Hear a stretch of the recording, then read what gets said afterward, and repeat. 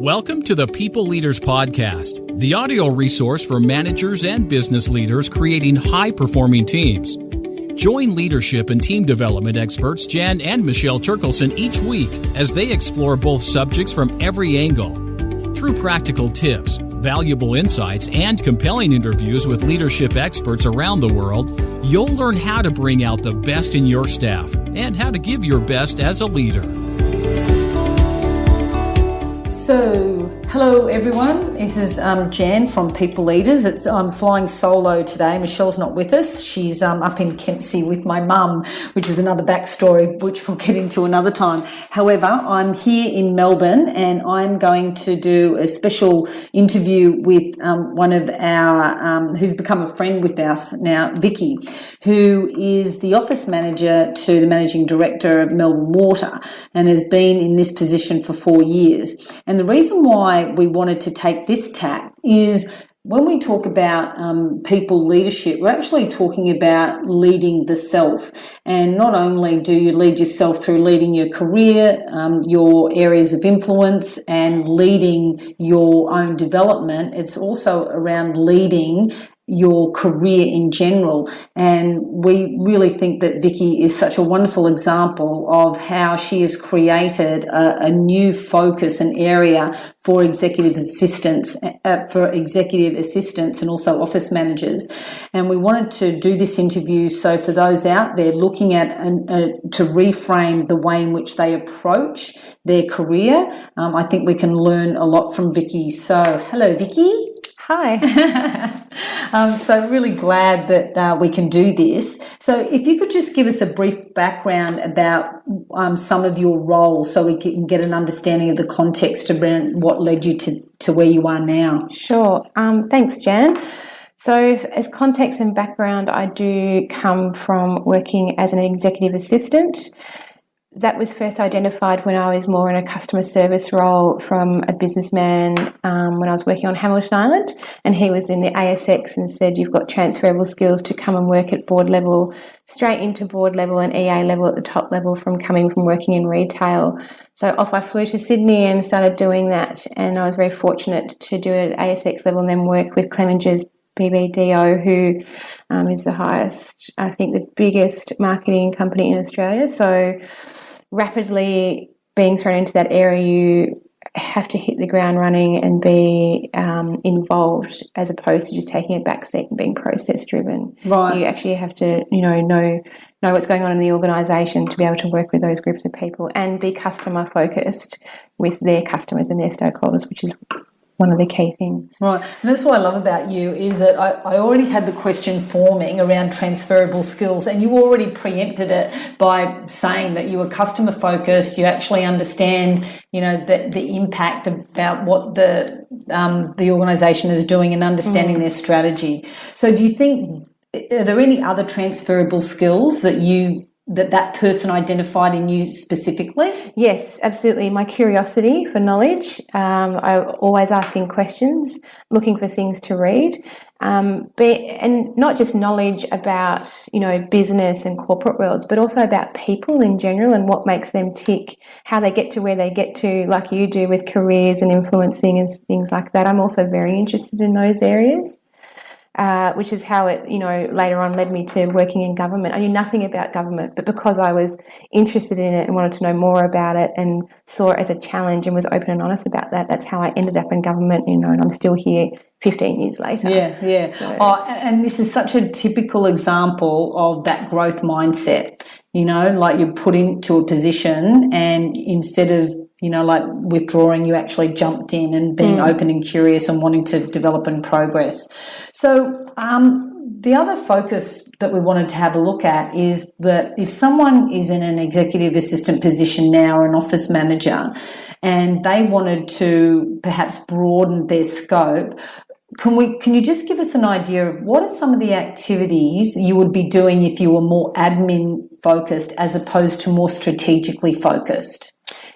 Yep. So admin focused, as we know, at that EA level, people just automatically go into diary management or, facilitating things that work for the MD, whether it's travel, whether it's just making their life easier in a low admin level.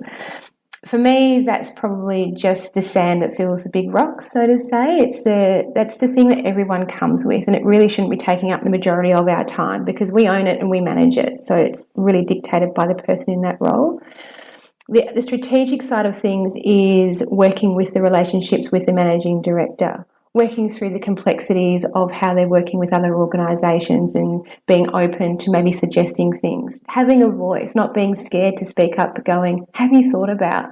Because you actually are the eyes and the ears, kind of that window to the organisation and everything that's going on. Totally. While they're running off. So how challenging would it be, though, for an EA who has a managing director that perhaps wasn't as open to forming that relationship? Like, did you go into that relationship being clear about what it is that you wanted? Yes. Right. That's one of my things that I would encourage everybody to do is when choosing a role, choose it carefully and be very honest in the interview that what drives you and what your expectations are going into any organisation, that you want career development, that you want to be involved in other projects, that you want to learn and you want to grow while under the umbrella of working in a leadership team, whether it's a GM level EA or whether it's an MD level EA. So if I'm a managing director and I'm thinking, but I just need someone to actually who will still manage my diary and understand what are some of the other benefits for them of having an EA who is a little bit more strategic, you know. So, and I always ensure their confidence that they're going to get that. They're going to get that, but they're going to get more from me as well. Right. So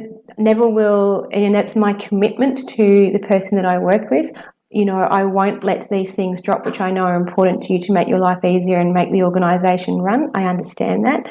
However, on top of that, these are the other things that I would like to do. And then they commit back to you and allowing you to do that and the proviso that you don't let those things drop. Right. It's an expectation that you set. It's just setting up expectation and standards for each other and how you're going to work together. And sure, it's a little bit of dancing, a little bit of storming and forming and norming until you work it out together. But it can be a really lovely thing. And it builds trust. The organisation then comes to you as a different voice. You earn a seat at the table with the leadership. It's all those sort of things that transition and, progress into as well. Okay. So if I'm an EA, I've started the conversation with my managing director around that and I'm not really seeing much traction.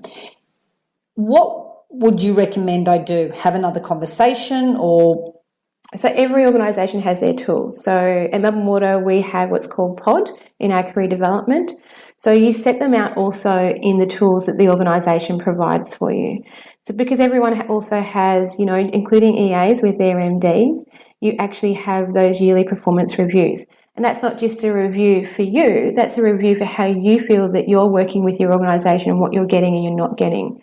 And I always walk into those reviews not looking to hear about what I'm doing well and getting the constructive. I also look about, building my capability as most organisations do these days, commit to trying to entice you to work for them. So it's also talking about it and having it in writing, it putting in your tools, working to it. Don't just work to your MD, also reach out to the other branches of the organisation. You can't rely on the MD, you've got to rely on yourself to self-manage and influence.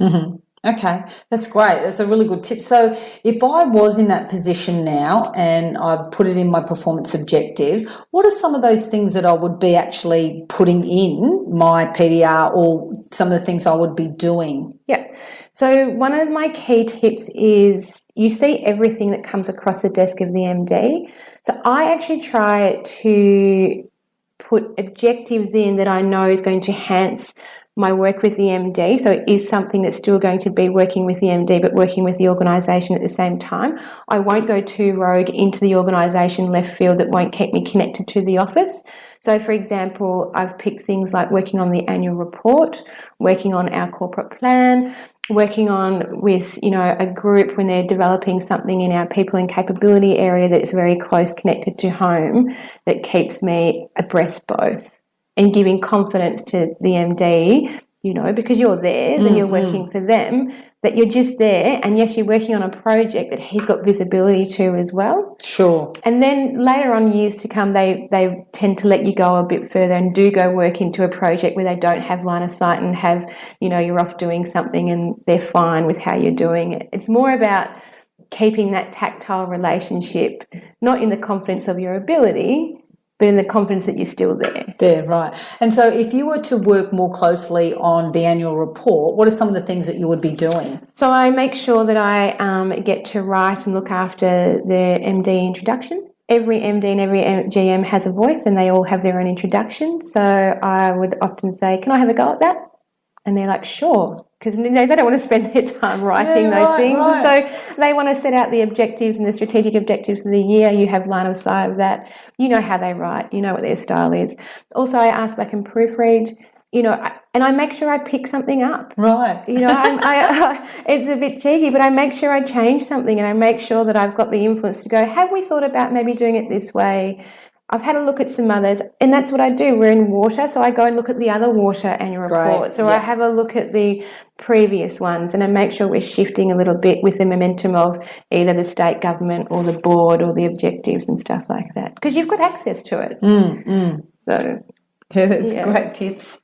The other thing that I wanted to ask you is that in another organisation, the EA to the managing director is now starting to collaborate with other EAs in the organisation and bringing them together, running workshops. How do you feel about that progression? Yeah, I think it's great. We do it here at Melbourne Water. We could do it better. I mean, with every role, I feel like you've got your anomalies of people who want to progress, but you'd also have the EAs who want to do that as their career for their life. So when you're bringing those people together, one thing I'm always mindful of is not forcing people to do things they don't want to do, because they could be in a career that they've chosen, like you're choosing to do differently. So you've got to have a bit of a hybrid model in enabling them to stay within their EA realm and be comfortable and okay to do that. Absolutely, yeah. But also enabling those who do want to progress. So we do it here at Melbourne Water in the sense of I've asked, who wants to act in my role when I'm not here, and vice versa with others, and what other roles in the organisation do you see yourself you want to do? So we have administration when it comes to working on incidents and things like that and getting exposure. So we identify those sort of things here internally. And then again, externally, we have groups of people who get together. Same thing, you have people who want to transfer into EA roles in different places. But then you'll have a pocket of people who go, oh, Vicki, how are you going over here with this project, and how do I get to do that? So it's being able to shift the conversation in that level and understanding that you're a leader in that sense too for an administration group. Yeah, that's a great idea. So with those, when we're talking about those key qualities, so at the beginning of the interview we talked about those transferable skills. What do you think are some of those really key qualities that effective EAs have, especially if we're looking at lifting the level of influence and focus that they have? I think being personable is a very key quality, but also being able to adapt the role that you play. You are a face for the managing director and the leadership, so you have to play different roles with different people, and you have to be that chameleon in shifting how you get things out of people. So can you give us an example? So for an example that I go through probably on my day-to-day is I need to be firm with some people to get an outcome. And things I think of that we all experience is IT. I can't have the managing director without a phone or without a laptop, so I'm not going to wait. And I have to let them know that I'm not going to wait. I'm not rude and I'm not aggressive, but I'm firm in that I want that response now, and you're looking after the managing director, and we can't have him without his assets. So I make that happen, and I make it happen immediately. Right. Whereas if I'm working with a different part of the organisation and they need more time to do things, and you can see that they're quite stressed, and you can see, you work with them. Okay, so what's it going to take to get you down here? What do you need from me to make that help? What can I talk to the managing director about? How can I help you? And then get them down here. Because, people do look at you and go, they don't look at me and go, Vicki. They look at me and go, oh, managing director. Right.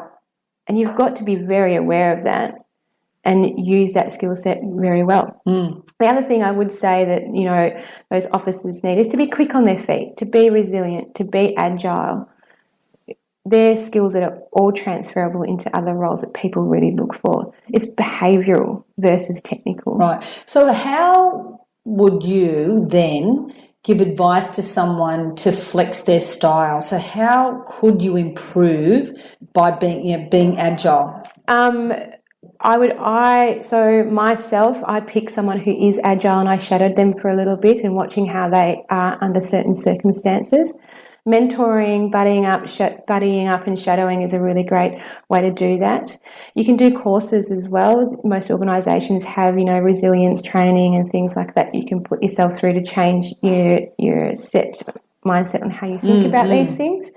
But then also putting your hand up to work on projects where you might have to do that without thinking about it. So, you know, we as Melbourne Water, we have an incident responses sort of thing, or putting your hand up for things that you know you've got timelines that you can't miss, so you have to put yourself under pressure for deadlines. That's great, yeah. So it's putting yourself out of your comfort, again, self-influencing, self-managing and picking up on those skills. And then there's the other skill sets with the technical.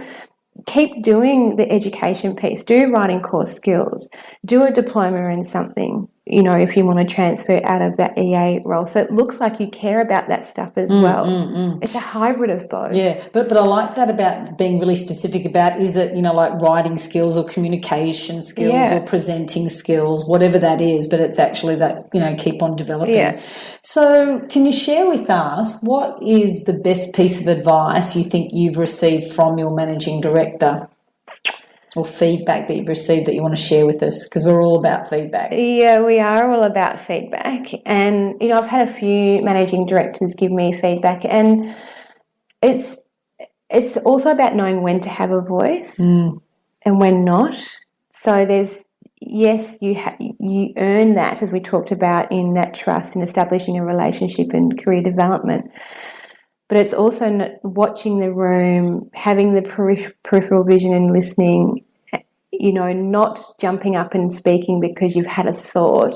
Sit on it, because sometimes someone else actually might say it. You are sitting in a group of a leadership who are very well experienced, who often are sitting there with the same thought as you.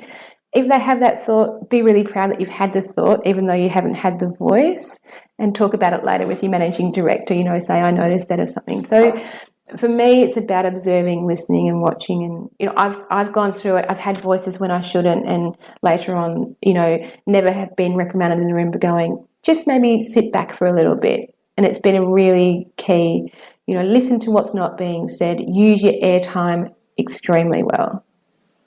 Great. And so does that mean your airtime when you have your one-on-ones with your managing director, or when you're in front of someone, is that what you're talking about? Yes. Right, okay. And I don't just have meetings for the sake of them. So if I ask for a meeting, they'll go, oh, what's this about? Okay. Why do you want to talk to me? Right. Okay. So you're prepared and planned. Yes. Okay. That's fantastic. So if we were to open the conversation to our manager now about we wanted to have a more strategic focus, how would you go about it? Or, if you could give us some tips around how you would approach it. Would you come in with a plan, or would it just be a soft conversation? You hinted on it before. Always prepare yourself. Go away before you go in and have a conversation. Sit down and write it out, have a think about it, have a look at what the key competencies require for the things that you want to do. So every organisation has levels. So at Melbourne Water, we have a level from a 1 to a 7 and then a senior manager as such. So what you're looking at, you know, when I think about EAs, the transferable skills are very common into events management or comms or HR. So have a look at those things. And then sit down and write down where you think some of your gaps might be, or what it is you might need to do to get there. Plan it out. Have a look at how it might work for you, but not just you. You need to think about the people that you work for and what they've got going on. So something I always do is go, yes, I want to do this course. Yes, I need to work on these things, but then I'll go and look at the year ahead and the diary ahead and what we've got on together. Right. So I'm not disrupting the organisation, because you're a very vital role and people rely on you. So you need to be showing that you've got empathy and looking at that, and then be authentic about it and show that you've done it and say, look, I've looked at it. This is where I think we can do that. And then also prepare in your plan who might be able to sit in your seat in their career progression because they've identified that.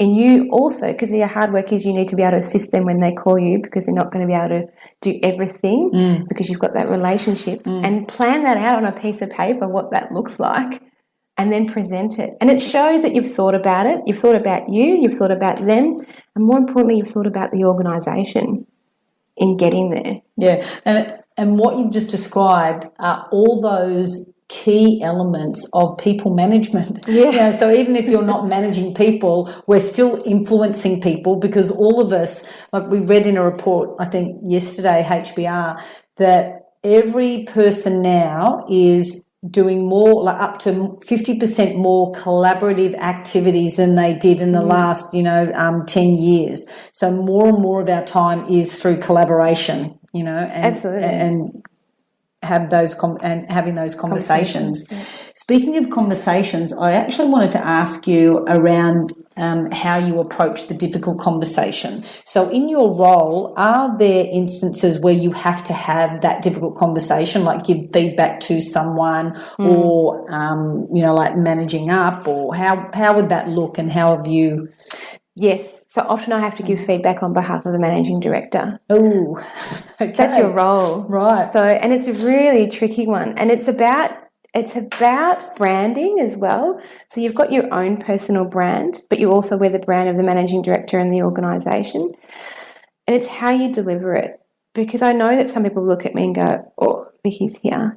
So in giving feedback, as you would appreciate, there's always look for the positive that they've done in there as well. So give them something that they have done well and give them constructive in there too.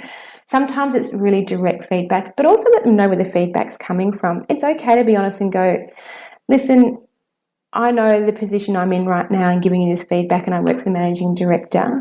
So I want you to remember that I'm Vicki, or whoever you are, but let's have a chat about this. Right. But then also have a chat about what is it that we can do to make that better for you. And often something is because you know how the system works. For me, if people have given things directly to the managing director without having someone look at it or do something, they're small gifts that you can give someone. He likes me to read everything. Everybody knows that. So sometimes when they go in without something, he'll be like, has Vicki seen this? And they might be no. And it's not about gatekeeping. It's because I know how his style is in his writing, and we're cutting out time of him having to do that. A managing director doesn't have time to sit there and do things. So it's not about giving feedback of the direct, but also about how you can do it better with the organisation and working better to get in there. Great. So if you were asked to give feedback to someone directly from the managing director, do you ever ask, and it's pretty harsh feedback perhaps, do you ever ask, so is there anything positive I could tell them as well, or how do you manage that? Because you have to deliver it. Sometimes it depends on who your managing director is. Yes. Sometimes they'll give that to you anyway, or they'll just go and tell such and such X, Y, Z. Right. And it's how you frame it by the time you get to X, Y, Z, Sometimes myself, I have to sit down and go, oh, okay, how am I going to do this? And, sometimes it's even about not giving the feedback and knowing your boss and knowing he's just having a moment and letting it sit and then go, sure, I'm going to do that. I'm a little bit busy, but I'll get to that a bit later. And sometimes, more often than not, they've got round to it and you don't need to do it, So it's also about getting the temperature. In giving feedback to the EA group or people in the organisation in difficult feedback, I do that too. And that's more about protection as well. So in our roles, it's protecting often them or the managing director or the leadership about something. So, for example, if I can see something is happening that the MD needs to know about but people are too scared to tell him, I'm like, either you do it or I'm going to do it. And this is how we're going to do it. Right. So you need to remember that sort of place, and you need to play that role, which also, again, is transferable skill sets when you're looking at your career development. Also giving difficult feedback on, how your team is going. So with the EAs, if you've got to give difficult feedback on, often about skill sets that they can pick up on or do better for their general manager or the organisation. That's often gone through the person that looks for the MD and helping, that being that lead in that sort of sense. So the way I go about doing that is often I'll give group feedback, something that we can all work on better together because it's just something that we all do. So, and not point fingers. I think it's really important because you're a team, right? And working, on this bit. So, for example, the organisation right now is going through board writing skills. So, and there is some, often you've got people who are great at that and people who are not. So you're like, let's do this together. Everyone needs to do this, not just so you can understand how to write, but so you can understand what's coming through and how you expect your team to write. The people who are writing things. It's how you phrase it. Yeah, absolutely. And part of that is what we just said is like planning, having a plan in place. So you have shared so many tips. I've just been, writing things down. So just to wrap up, some of the things that I have taken away is that be really clear about what it is that you want to achieve in your role, because when you have a focus, then you know how to actually plan for that. Know what your transferable skills are. Have the conversation. Put them in your performance objectives, and then continuously have a look at how you can improve. So what would you want to leave people with having this conversation and knowing, the position that you've been able to create for yourself? What would you want to leave them with? Everything that you've said, I think, is really vital. But something I thought about as you were talking about that is also being really honest and transparent about where you're at and not having any surprises either. Right. So, I would hate to think a managing director walked into a room and said, "Oh yeah, Vicky's working on this," and he go, "What? What do you mean?" So make sure you've got that conversation and relationship really fluid, and you chit chat, and when you've got the time, in setting expectations, but also being really authentic and honest and transparent about what you're doing and why you're doing it. That's been a key part of my position and my career progression to get me where I am. And don't be scared. Don't be scared to ask for things. Just because you work for, some very important people, you're important too. You're an extension of them. I love that. And so, which has driven me to another couple of questions, but I'm just thinking of the people who are listening to the interview. What are some of your high value activities? What are some of the things that you do every day that you think really creates a good standard? I'm a little bit different in how I do things, as if you were to know me, people would tell you, but I temperature check across the organisation. I'll often be found walking on floors, and I have a joke with managing director. He sometimes needs to put a bell on me, but he knows that I do that because he's busy. So, if I can see there's a stressful area, I will, in a way, manage that downstairs in how we bring, if he needs to talk to them or bring them down or, look after them in that sense. I think that's really valuable to the organisation. And the organisation soon pick up that you're doing it, and then they'll start to talk to you about it as well. So if you're on a floor, I'll often get, "Oh, Vicki, can I talk to you about, oh, Vicki, did you know we've got this going on?" So they know that I'm doing it. And I'm actually honest about it. I don't hide it either. So people... I often see you and go, "Why are they on the floor?" And I'm like, "I'm just having a chat. I'm just temperature checking." Love that. I wear it, So often they're like, "Oh, okay," And then they'll have a joke with you. "What's the mood today? What's the weather pattern today?" Right. So, and that stuff is really valuable to the managing director to know. And and if he's put out a plan or a project that he plans to do, I can go to him going, "This is not being well received. How are you going to manage this? What's your comms plan? Because this is the noise at my level, at my peer level," which is, as we know, the highest workforce level, is often that group of people. So that is the voice that matters.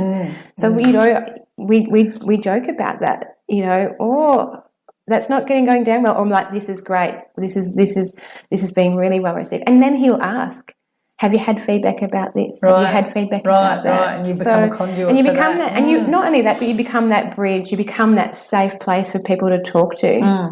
It's not seen as, often dobbing or that sort of thing. It's actually being that conduit, as you said, that bridge, that, knocking down that wall and that barrier, and that perception that you are a gatekeeper and a barrier. These are not these roles. Yeah. These roles are something to open up, to be able to have a safe place in a conversation. Yeah, and what a wonderful, space to have that level of responsibility, accountability, influence. And also vision across the whole business. Like when you're describing an EA's position, it's like, yeah, man, that just sounds like something, that a lot of people who were in different positions actually could aspire to. They're great roles. They're not traditional anymore. No. They're not sit behind, get me a cup of tea and have, manage my diary or book my flights. But we don't hear about that, though. We don't hear about how organisations are redefining roles, only in, some areas, but not in these areas that were very traditional. So it's been really fresh and insightful to see how it actually is. But it's not just up to the organisation to redefine them. It's up to us as a collective to redefine. Just like an engineer would do in keeping up to date on what's happening in their industry, it's the same with any role. So it's up to us to self-influence and self-manage the organisation's expectations on how they treat you, on what you deliver, and what your mindset and your, what you plan to do. Yeah, I love it. So if you just leave us with, what do you think has been your biggest takeaway this year for you? An insight or a takeaway? The biggest takeaway for me on a personal level is I've actually just I'm moving into a new role in the organisation through the career development. So I'm moving into an engagement advisor role through everything we've just talked about. Great, congratulations. Thank you. So the biggest takeaway in everything that I've done, and it sounds little, but it's quite important, is when I went into a career development secondment to demonstrate my transferable skills, which, have been identified through the Career Development Centre, is not the skill set, it's actually showing the organisation and the team that you're working with that you can work at a team level, because you do come with some authority. They do look at you like, oh, Vicki's in our team, what does this mean? So it's being part of the team and leaving that behind and showing that you can do it, not being part of that power call, and really demonstrating and being you and your own brand and leaving the brand of the MD office, as we talked about earlier, and the leadership behind, and bringing all the transferable stuff and applying it to the role that you're in with the team that you're in. Sure, you can still influence with your connections and your contacts, but being part of the team and not being boastful. Oh, I know that person, I could do that. Right, yeah. No one likes those. Because you could, yes. You could, but no one likes those people. Right. My biggest takeaway from this year is doing that, and I really thought about it. I thought about it before going in and how I was going to do it and how I was going to check myself. Because I was sitting in a team that worked heavily with the managing director, and I could hear them trying to work things out. So biting my tongue and not going, here's how you do it. Right. And letting them work it out, because the other thing you have to remember is if you do want to career develop into another role, the organisation has to shift as well to the new person that goes in that role and work it out together. They're not going to be able to rely on you anymore because you're over here. So they have to do that storming, forming, norming again with someone new. Probably my biggest takeaway. That's fantastic. I love it, because sometimes when I ask that question, I go, it just rolled off your tongue, which a lot of things do. You are so full of insight, and we really appreciate spending some time with us. And I know that people are going to get some really great, valuable tips. And the idea is to actually start putting something into action. So if anything has come up for you while listening to this, notice what is coming up for you, because your body is actually giving you messages around, okay, that is a good idea, and then take some action to move forward on that. And that's our invitation. So thank you, Vicki. Thank you. That was wonderful. All right, over and out. We hope you enjoyed today's episode of the People Leaders Podcast. For show notes and other resources, please visit us at peopleleaderspodcast.com. And while you're there, you can subscribe for future episodes so you can continue your own leadership journey. And please be sure to share this and other episodes with your friends and colleagues. The People Leaders Podcast is brought to you by the Experts on Air Podcast Network.